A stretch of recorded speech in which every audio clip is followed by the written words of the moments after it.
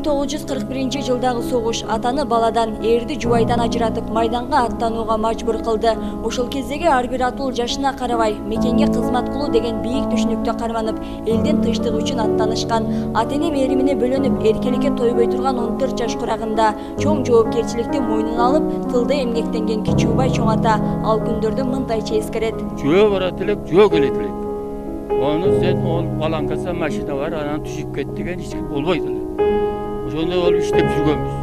Ошол иштерди кылганбыз. Түнүндө кош айдаганбыз, чырак менен келиндер ат башы делет эле.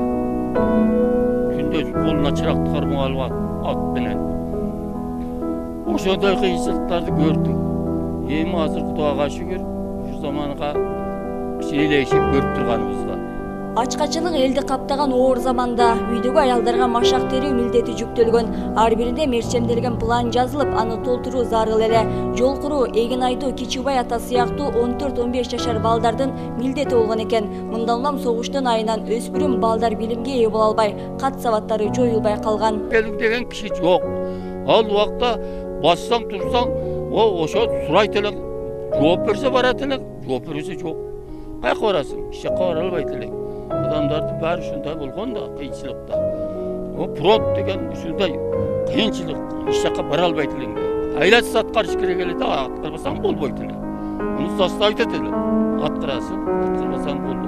Каракулжа районундагы 600 кожолук жашаган Түшүнүк айылында 37 атыл согушка аттанып, анын 26-сы кайтпай калган экен. Ал эми учурда аталган айылдын эң аксакалы жана жалгыз тылдын ардагеринин уулдары атасы менен сыймыктанаарын жашырышпайт. Аябай сыймыктанабыз. Не только мен элдин ардагери сыймыктанса керек. Атам ушу азыр 90га чыгып калды, ушуга чейин бир элден же башкадан нары калган эмес экен. Бизди баарыбызды жакшы эле тарбиялады. Союз малда окуганбыз. Ошого аракет кылган, өзү колхоздо иштеп жүрсө дагы окутушка аракет кылган. Себеби өзү окубай калган экен. Совет эли ата мекендик согуш мезгилинде фашисттерге каршы майданда күжүрмөн эмгектерин көрсөтүшкөн. Оор запкыдан күйүткө чөмүлгөн энелердин зары, атасыз жетим балдардын ыя, арманы жана көз жашы азыркыга чейин элесинде кетпейт.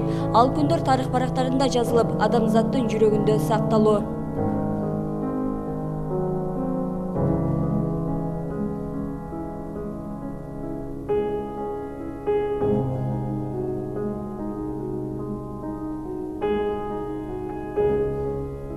Гүлшара Талантбек кызы, Замирбек Тойчубаев, 7 канал, Каракулжа району.